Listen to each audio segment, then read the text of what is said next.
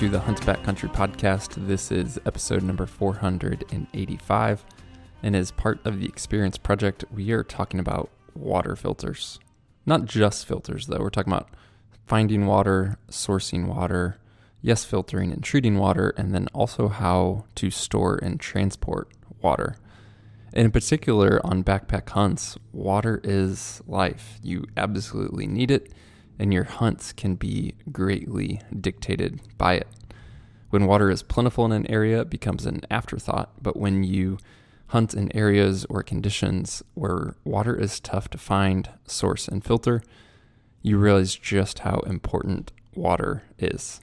So we discuss all that. We get into our specific ways that we like to filter and carry water, how that's changed from previous years as both filtration technologies have changed, but also how our preferences have changed as well. We also, in the link in the show description, have a video showing more of this. We share links to the specific products that we mention and links to a prior podcast that we did on understanding the actual risks of water sources in the backcountry or a wilderness context. That's a great podcast to check out, and there's also some links to some research as well. So as usual, be sure to check out the link in the show description for the Experience Project website, and you'll find that video, the prior podcast, those links, and a whole lot more. Right now, let's dive right into this conversation about water filtration.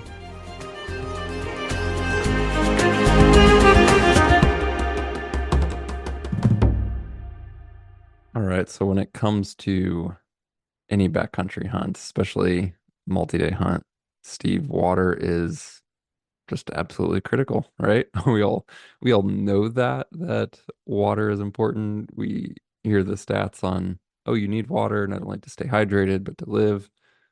You and I just this past fall experienced how important water can be and what Oh, it's God, like I to, forgot about that. Yeah. yeah, to suffer for a bit without it. So we're talking about water filters, but just highlighting first the importance of finding water, storing water, and then eventually being able to then filter and consume water. So I know even in the video that's going with this podcast, you talked a bit about just saving waypoints when you find water sources, even hmm whether you fill up in that moment or maybe you don't even need water in that moment, but just how those reference points can help you in the future. Yeah, I've gotten, as you said there to begin with, there's nothing can dictate the path of your hunt more Mm-hmm. than water. Like, you absolutely have to have it. You can't, if you don't plan for it, if you don't stumble onto it, you're making some um, potentially massive moves to go find it. So definitely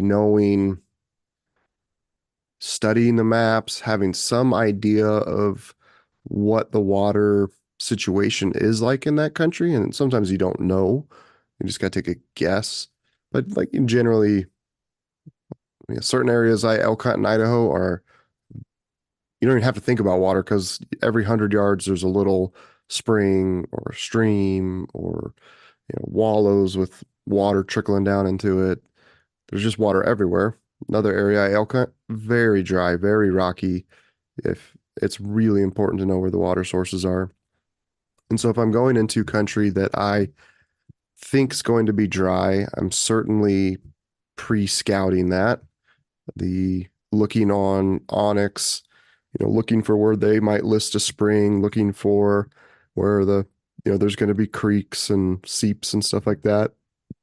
And then one of the best things I've found is pulling up Google Earth. And I guess traditionally I've used Google Earth because the imagery was as high as the highest resolution. I don't know if that's necessarily the case anymore. I think Onyx has really upgraded that. So you at least check multiple sources for satellite imagery because sometimes the resolution in that area might be better on Google Earth than it is on Onyx versus the other base maps and things out there. But looking for little green patches, try to line that. If the map says there's a spring there, try to line that up on Google Earth imagery and see if it's green in that area. I did this feel like 8 million times I have to refer back to the Frank Church sheep hunt, but for a lot of different reasons. So I guess that's what made that hunt so memorable for me is all the challenges that it presented. But I had to do that for that hunt because it's the Frank Church is notoriously dry country, and certainly found green areas and marked them on the map. And then when I got there, that actually kind of saved my bacon on my first hunt when I was in there solo and climbed way up and found some. Went to that green patch and then followed it down for a few hundred yards, and eventually there was enough water coming out of the ground that I could filter water right there. But you just need to know first, you need to have a base level understanding of how much water do you need in a day to consume. For me, I'd say any less than 3 liters of water, I'm going to be feeling very thirsty, dehydrated. I don't think I wouldn't actually be dehydrated, but I'd be wanting to drink more. And I could certainly do 4 and 5 liters a day easily, depending on the activity level and the heat. Mhm. But having that understanding of, okay, I need at least 3, so I'm in dry country. I've got, for us, kind of this current situation is a 3 liter Hydro Pack water filter bag, a dirty water bag, and 1 liter Nalgene, and then so I could have 4 liters with me at any given time. And then I usually have an extra 1 liter bag, so I could go up to 5. And then when I was hunting that Frank Church country, I believe I had the capacity to carry 7 or 8 liters of water, and I did. I remember packing up quite a few. I want to say 6 or 7, maybe 8 liters when I left the first creek to start climbing up because I knew it was going to be dry. Yeah. So you need to have just like your calories, you need to have a base level understanding of what you need to get through the day. And then that helps you plan, okay, I've got water, I'm good to go. And all I have, I'm in dry country. I've got this 3 liters. I better be conserving and not, just chugging a liter because I'm thirsty at that moment, but maybe taking my time. Yeah. Well, that's good. Super similar for me. I want at least 3 liters a day. Um, and I think I mean, you said it there. It's just worth highlighting. It's a very common question that I see that I get from people of, hey, how much water do you carry? And that is important, but what's more important is how much water do you need, and then how much water do you have access to? So carrying it is pointless if, like the elk spot you mentioned, Steve, you're just kind of constantly in water. And you may not know that going into a new area, but I've like thinking 10 plus years ago, some of the early hunts that I did, multi-day hunts, and realized I just had this mindset. Okay, I need to start my day with a 3 liter bladder full. And then I spent all freaking day crossing water, crossing streams, going through stuff, and thought, yeah, I need 3 liters of water, but it's everywhere in this country. So carrying, extra pounds of water and then constantly crossing water is kind of foolish in a way. Hmm. So think less about what you need to carry and think first about what you need. And then again, this is only helpful if you know the country, but there's going to be times you don't need to carry anything more than a liter. And there's going to be times like your Church sheep hunt where you're going, hey, I need to climb X thousand feet, super dry country, leaving a water source. I may need to camel up and carry 8 liters of water. And then again, having the capacity to actually do that if you're in that environment for sure. Yeah. And then we mentioned it, but when I am diligent about, even if I'm backpacking in an area that I don't think I'll ever be in again, just happen to be there that day for, like just checking it out. I am marking, especially in dry country, I am marking every single water source and making notes in there of where, things about that water source, great quality water, not good water, but here, things like that. And then I do that as well with camp spots. Going back to how we talk about using bivy sacks and tarps and sleeping where we end up. It's kind of if I'm in new country and you never know when it's solo elk hunting and I'm heading south down this ridge and I come across a camp spot where I could sleep. I just mark it real quick because finding good premium flat spots are really hard to do, and I never know if I could run into an elk 2 hours later that ends up looping back and I end up back where I was right at dark. So marking those camp spots, I think, is really critical. And yeah, very, very diligent about water and camp spots, marking those in Onyx as I come across them. There's many ways to carry water, filter water. For us, those go hand in hand. We'll talk more about that, meaning the capacity, and you mentioned this, is tied to the way that we filter and treat water. And then even filtration versus treatment. Those are technically two different things as well. And we actually do have, going back in time, a podcast. I think you and I started with this question of, is it ever okay to not filter water? Hmm. And we wanted to not just look at what do manufacturers say or what are the different types of filters, but get more of a scientific look at what are the real risks of water sources, and then how do you assess those risks? And then paired with that, what is the best way to mitigate or eliminate those risks based on different types of filtration and treatment? So we can link to that podcast. It's a cool, in-depth look at really what are the hazards of water, and is it ever safe to drink from the source untreated or unfiltered? Um, but in terms of filtration and treatment, you have many different ways to get the job done. You have chemical treatments and tablets. You have pump style filters. You have UV type exposure, so a steri pen, and then different type of filter elements. What is called a hollow fiber filter, which we'll talk about quite a bit because that's what we use. And so we are not going to necessarily dive deep into all the different ways, right? Aquamira versus UV versus hollow fiber, etc. If you want to research all those, go for it. And then also reference the previous podcast we did. But we focus in on what's called a hollow fiber filter. If people are unfamiliar, maybe they probably know what one of those products is, maybe without knowing the term hollow fiber, but your non-scientific base level explanation of what these filters do or how they work, Steve. Ooh, yeah, I don't even know if I could really answer that well. To me, it's there's 1,000 tiny little straws that you push the water through, and that filters the water and comes out clean the other side. Yeah, perfect. That's all I'm looking for. Yeah. Okay. Yeah, Yeah.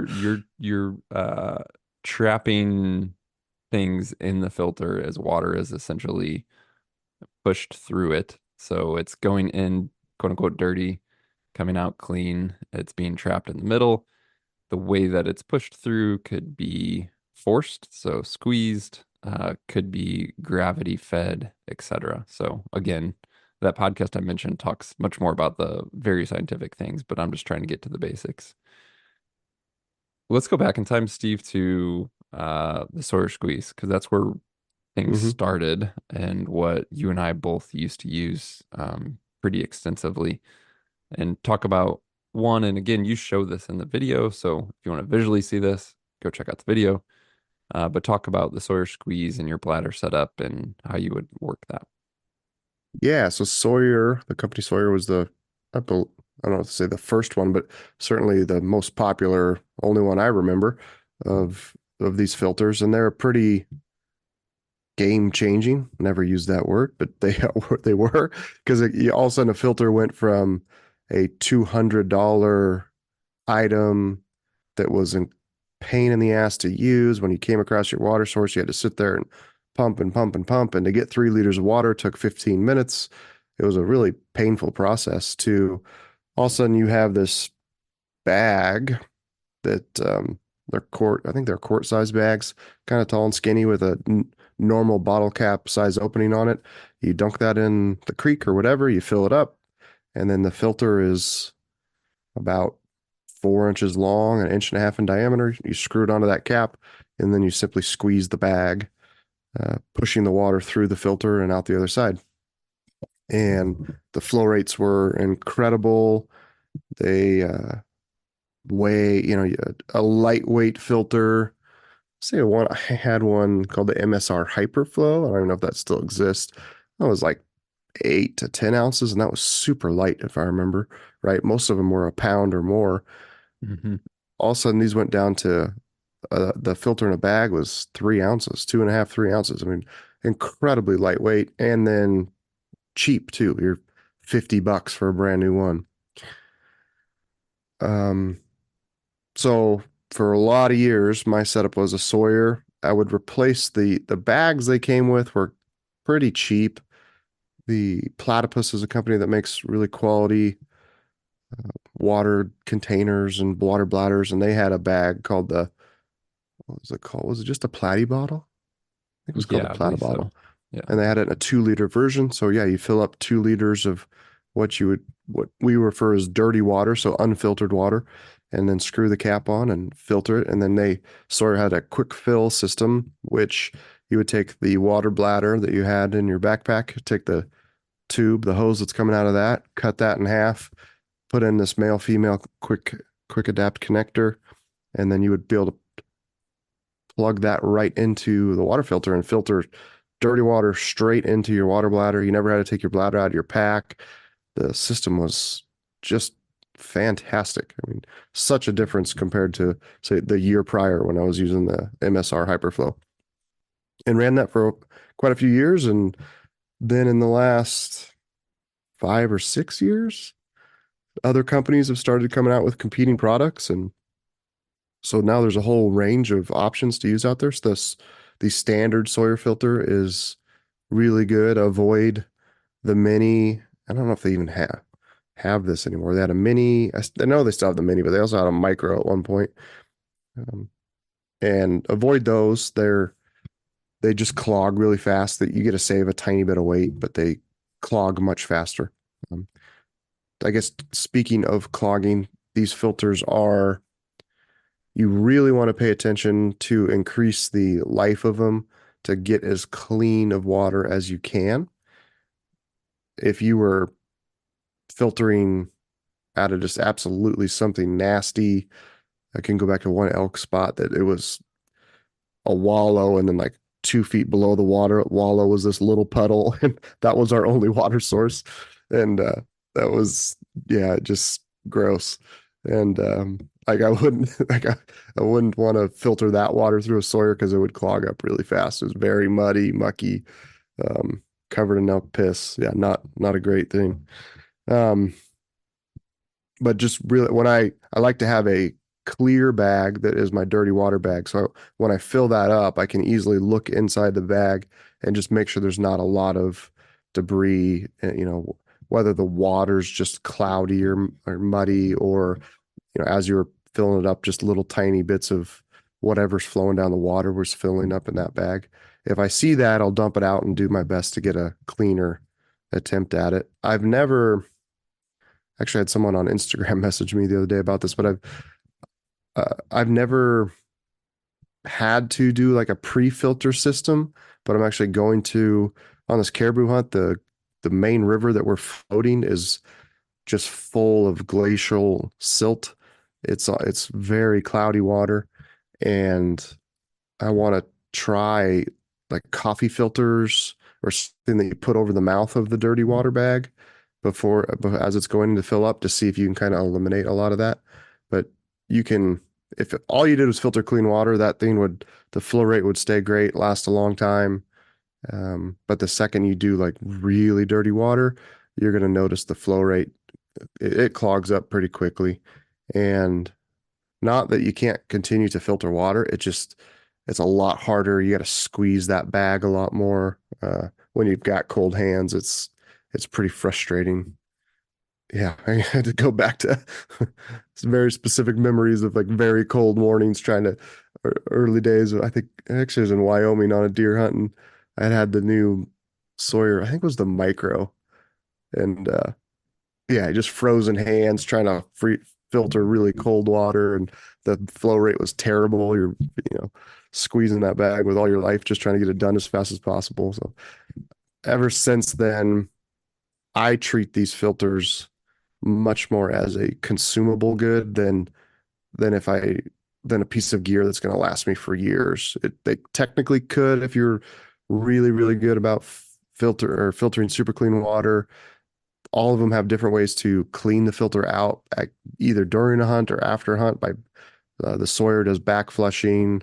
The Cated and Be Free, you put clean water in the dirty water bag and just swish it around, and it'll help get some of the stuff out of it. But at the end of the day, to me, because they're so cheap, that I treat them as consumable. Just kind of, it's the somewhere between 30 and $50 depending on the one you're buying, and I just buy a new one every year, basically. Yeah, the Sawyer Squeeze solid filter is still a good option, particularly if you want that, particularly if you're using a hydration bladder and drinking from a bladder and you want that quick disconnect and the fast fill, be able to gather up some dirty water and then essentially fill your clean bladder that's in your pack without removing your pack. It's still a solid setup if you're using a water bladder.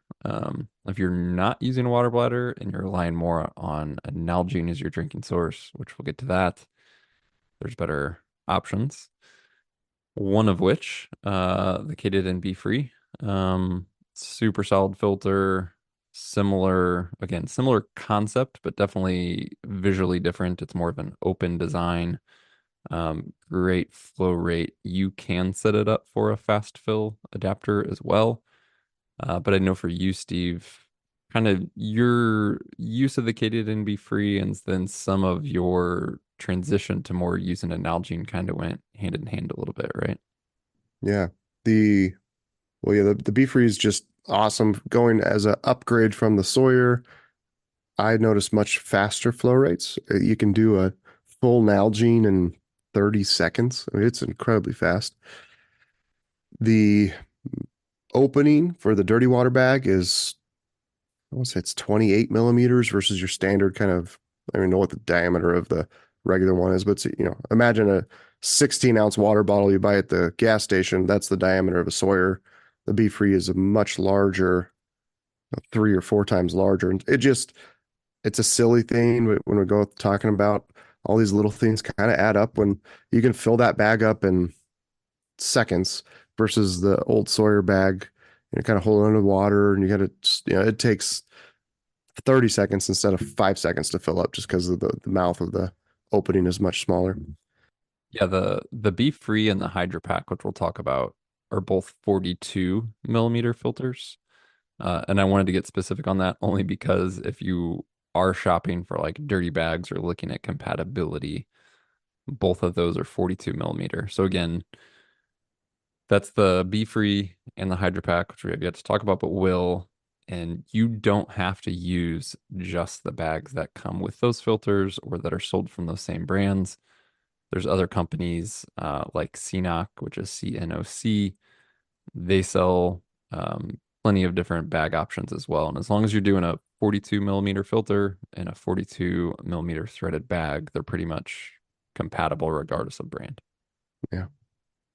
The other thing I really like about the Be Free is just the quality of the bag itself, of the dirty water bag. It's a much tougher, just going to be a more resilient bag it collapses up really nice. It's more of a rubbery material. Just, yeah, they're fantastic. So that system to me was a nice upgrade from the Sawyer. I ran that for a couple years, and then HydroPack is a company that was basically making the bags for them. All of a sudden, they came out with their own filter, and it's the HydroPack filter is not.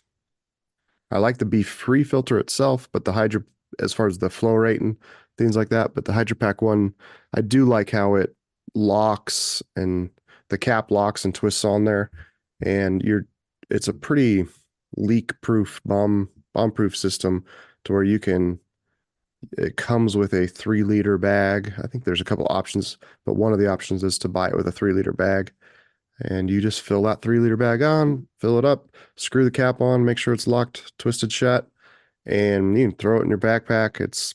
We've had very good luck with those things not leaking, and off you go. And that's one of the other great aspects of all these systems is this concept of a dirty water bag. So if you are hunting and you come across a water source, but you don't feel like you're in the middle of an elk, you got a bull bugling a half a mile in front of you, be like, man, I need water. you don't have to stop and filter. You just fill it up real quick. I think that's maybe where I really like the larger openings of the Hydro Pack and Be Free filter bags. Take a few seconds, fill it up, throw it in your pack, and then you can keep hunting and then just go filter that water when you set up camp that night. You don't have to do it right then and there like you would have with a more traditional filter. Yeah, it's a change of thought. If you're coming from a water bladder and you're thinking of, okay, I have my water bladder and I have 3 liters of clean water, you just feel ready to go. When you go to these systems, more like what we're talking about, and again, we can kind of detail this. We've mentioned it, but just we're essentially carrying dirty water and then kind of filtering on demand, if you will, meaning if we need to make a meal at night, we're generally going to filter from the dirty water straight into the stove. If we need 8 ounces of water for the meal, filter 8 ounces of water in 2 seconds. If we're out hunting during the day, primarily using an Nalgene to drink from, yes, it's only a liter of capacity. When you're done drinking that liter of water, filter from the dirty bag into the Nalgene takes 30 seconds. So it's a little bit different of thinking that you have to filter all of your water at once and then have, say, 3 liters of clean water in your bladder versus, hey, I can just stop, pick up dirty water, don't even have to filter it in the moment, doesn't take any time, throw that dirty water in my pack, and then as needed, essentially filter it, which may sound like a pain, but it's not like every time you need to take a drink, you're filtering. It's, hey, I'm gonna stop and get a snack, drink some water from my Nalgene before I leave and pack up from this, quick snack stop. I'm gonna top off that Nalgene, and now I'm good to go for the next 1, 2, 3 hours, etc. And kind of rinse and repeat. So I prefer it. I hate the chore of filtering water, and even though I'm essentially filtering more often, it's much quicker and it's in really quick spurts, and it feels like less of a chore than let me get my bladder out or let me do my disconnect and let me fill 3 liters of water all at once. And it's just squeeze the dirty water into the clean for whatever I need. Takes a few seconds and you're on your way, either making a meal or keep hunting or whatever you're doing. The glaring issue with these is technically if they were full of water and it froze that night, that the straws inside there can, if they're full of water and that water as it's freezing expands, it can crack the straws and the filter no longer is working perfectly. I've never, I guess I don't even, we've never had an issue. And the only reason I can say I've never had an issue, I've never gotten sick. Basically, I just shake them after every single use because they do kind of hold, say it weighs 2.5, the filter itself weighs 2 ounces. I don't think it's quite that, but right there. When it's full of water, it's going to weigh 3 ounces or 3.5 ounces. I will just, as soon as I'm done filtering water, I will just take that filter and shake all the water out of it, unless I'm with the new hydropack system. It's the filter's kind of in the water anyway, so it doesn't matter. But if it's the Sawyer or the Be Free and I'm done, I'll just shake all that water out of there. I actually think it does a good job as I'm shaking it, just kind of any bigger chunks of debris that could have gotten into the filter as I was filtering water out of the dirty bag. They're going to kind of launch out of there. And um, so when I'm doing that regardless, and then when it's really cold, I'm more diligent about it. And then definitely right before bed, make sure it's all shook out as best as possible. And then I'm just putting that in the tent with me. If it's real cold, it goes, it's in a little Ziploc bag or something inside the sleeping bag with me, just making sure that it's not going to freeze. Again, maybe I've had filters that have had the issue, but I've just never stumbled into being sick. Hmm. And I'm not aware of anybody else that has either. No, yeah, You could have a compromised filter and not know it, essentially, is the yeah. risk. But I think with some of those basic precautions as you outlined, I feel very confident in avoiding that risk. It would be interesting to know if talk with one of these manufacturers and maybe we can reach out to them. If say there is water in there and let's throw, I don't know, is there 500 of these little straws in there? Right. I don't know. There's a lot of them. If is one of them cracking, so it would take, you know what I mean? Like, um, it would bear, it, it's not like a massive failure of the filter. There's a slight chance that if a organism, whatever the water's filtering out, I would have to go down that one tube and pass through. Like the chances of that is that a 1 in a million type chance, or is it um, something that you'd like, oh man, you need to be really careful. And Hmm. preface that all with, I am always, I filter everything, even if it's coming right out of the mountain. I've got buddies who will just drink right out of the mountain when it's like, okay, the water source is right here. It's 10 feet above us coming out of the mountain. I still always just filter it. And I'm just very, when I've got the choice, I just filter the cleanest water I can and try to eliminate. I'm probably drinking healthy to drink water 95% of the time, anyways, I guess is what I'm getting at.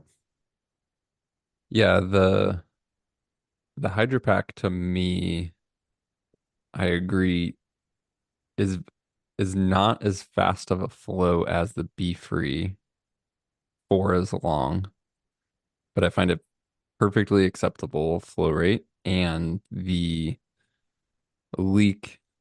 I want to say leak proof. It's never leaked on me. The leak resistant design compared to the Be Free makes me go to the Hydro Pack. So with the Be Free, I constantly have to take the filter in and out of my dirty bag. With the Hydro Pack, I just leave it installed in the dirty bag. The filter is the quote unquote cap. And it's has been a very secure and leak proof system for me. And so it's just less in and out, less back and forth, less hassle. And again, a good flow rate, not as good, but very acceptable. And so that's the one that I've been sticking with and love that system. It's important to note, we mentioned this, but didn't necessarily directly call it out. With all of these filters, and we've talked about the dirty bag, if you have one dirty bag and one container that's capable of working with your filter, and that bag goes down, your filter is worthless. So yeah, I'm similar to you, Steve. I carry a 3 or a 4 liter Hydro Pack Seeker. That's my primary dirty bag. I have one of the extra 1 liter bags that's compatible with the filter that I generally never touch. It's there as an extra liter of capacity if I ever need it. So it's just increased capacity. More than that, I almost treat it like a repair kit or an Hmm. emergency item or a backup item. I can't think of one time I've actually touched it on a hunt, but it weighs next to nothing and it is my fail safe. If my primary dirty bag goes down, I now have an extra 1 liter bag where my filter can continue to operate. So that's, freezing an issue. The bag or the device going down means your filter is down. That's an issue. So it's worth having that extra little backup. Yeah, definitely. You need something. I always have it. It all started with the original Sawyer bags because they were very prone to failure.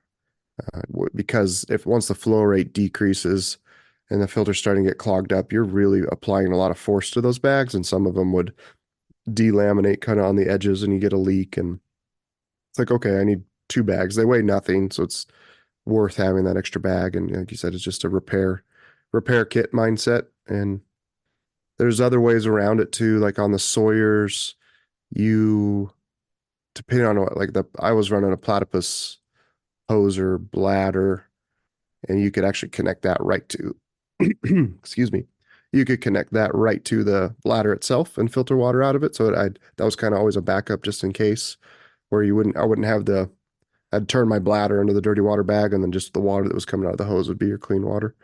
Hmm. But just having options, you could take the Sawyer, if you had a 16-ounce water bottle with you, you could screw right onto that cap. But just be mindful of some type of backup plan in case your main dirty water bag breaks.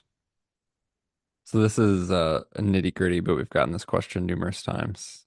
If we're not using a water bladder to drink from, which has generally been the case the last few years. We stop, we grab a bunch of water, fill up our Nalgene. Our Nalgene is clean. It's in the Nalgene holder, and we're carrying 2, 3, 4 liters of dirty water and something like a hydropack seeker. Where is that going in the pack? How are you carrying the extra liters of water? Are you putting it in the bladder compartment of your K4 pack, or are you doing something else? It moves around depending on the hunt. If I'm on a backpack hunt and the bag is completely full, it could be in a front stretch pocket. It could be in one of the spotting scope side pockets. It could be sandwiched between the top of the bag and the lid.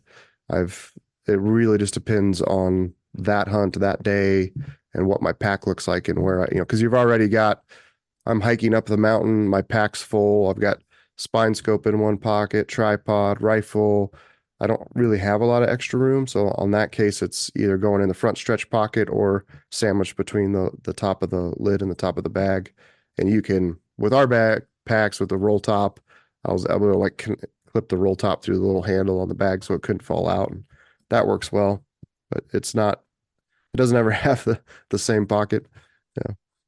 Another way, kind of, to filter water, and we'll get to that, but also to tie it to a question. We've talked about these style filters before, and I've had people reach out and say, you guys are doing way too much work by squeezing to filter water. Just use gravity to do the work for you. So maybe talk about why you tend to squeeze versus rig up a gravity setup. And then, because most of these filters are just capable of running in a gravity setup. And then I know there are times when you, not necessarily for backpacking, but you do turn to a gravity setup. So talk a little bit about that topic. Yeah, the earlier days of running the Sawyer and not realizing exactly what was going on once trying to pretend like that filter was going to last me 3 years. Because technically in their marketing and language there, they say, could filter 100,000 gallons or some ridiculous claim like that. And probably it could, but the flow rate goes from a liter a minute to, you know, a liter an hour or it slows way, way down. So on those filters, when the flow rate got down to where the point it was really annoying squeezing through the bag, I would fill up the dirty water bag. Whenever I sat down to glass, if I was, you could even just use the slope of a hill, but a tree I'd put my trekking poles on the ground and I had just cut a little slit in the back of the whatever dirty water bag I had at the time. It was platypus ones, and tie a little string through that, and I could just hang it from my trekking poles, and then connect it right into the bladder of my pack through that quick fill adapter, and it would just gravity flow. And over the course of 30 minutes, I'd be glassing, hanging out, doing whatever, and then look back over my shoulder, and it's all filtered through, and kind of did the work on itself. The with the Be Free and the Hydropack one, they're the flow rate's so stinking good, and I'm treating these consumable goods. Frankly, I'm going through probably two a year that I just squeeze right then and there. And I don't have the gravity is great, but you need some type of connection to what you're filtering into. And I haven't set that up because I haven't found the need to. Because you would be filtering into your Nalgene, so you'd have to just kind of stand your Nalgene up on the ground and hope you know, hang the bladder, the dirty bag above it to where the water's flowing straight down to it, and you don't bump it or knock it over. It just, yeah. To me, it's such a non-issue at this point that I haven't even thought to do it. You mentioned in the video just a larger kind of group gravity setup. So that is one thing to keep in mind as we are talking about everything we've said thus far is very backpacking focused. But if you're doing a base camp, if you're doing a truck camp, if you're doing some other type of trip, you don't necessarily want to have to filter water, squeeze water for more than individual use. And I know that Steve, you do have kind of a called a group gravity filter. Yeah, so I've got a Katadyn camp filter, which we did the video on. I didn't even realize they've discontinued it, and now they have a camp filter that's the where the Be Free water filter connects right to it. But it's basically a 10-liter dry bag that you go scoop up in the river, hang up in a tree, and it's got like a 6 foot long straw coming out of it with a real simple clamp, and the filter's just screwed into the bottom of that dry bag. And from a camp setting, it's awesome. Every year I do a float trip with my brother and Jack, who works out in our warehouse for fishing. And we just scoop that up. And that night we're camping on the side of the river. We've got access to a bunch of water, and the water flow rate's phenomenal. Really, really like that setup for large group filtering. Yeah. And it's not that heavy. I'll look at the current weight of the new version of it, but it's I think not you heavy at mentioned all. yours was So maybe like, I mean, it was eight half a eight poundish. ounces. Yeah. Yeah. Yeah, they're pretty fantastic. So definitely a bigger, bulkier version that I don't need on a backpack hut. But if I'm in more of a base camp setting, where you're backpacking in and you're setting up a base camp in there 4 or 5 miles, and you got a creek right next to camp, the ability to just scoop up a bunch of water, hang in a tree, and then whenever you need it, it's right there. It's a pretty cool setup. Well, as we said in the beginning, water is critical. And then having a way to filter, store, and just manage water over the course of the hunt, but to do it with minimal work, minimal fuss, and minimal failure is the key. So check out these style of filters, particularly if you're backpack hunting. I think you'll find they're one, very usable, but two, also just pretty dang cheap and accessible as well. So hopefully that was helpful. If you're a diehard UV guy or something, go with it. Do what works for you. But these are the systems that work for us, and hopefully you can take away something from it. Again, there's a video that goes over this. It's going to show you more of what we talked about, how to make some of those connections, what the different filters and bag options look like. So check that out at the link in the show description. As always, appreciate you guys tuning in. If you haven't yet hit subscribe or follow in your podcast app, do that. If you haven't subscribed via email, you may be missing things we are releasing that aren't hitting the podcast directly. So again, there's a link to sign up for that as well. We'll talk to you soon.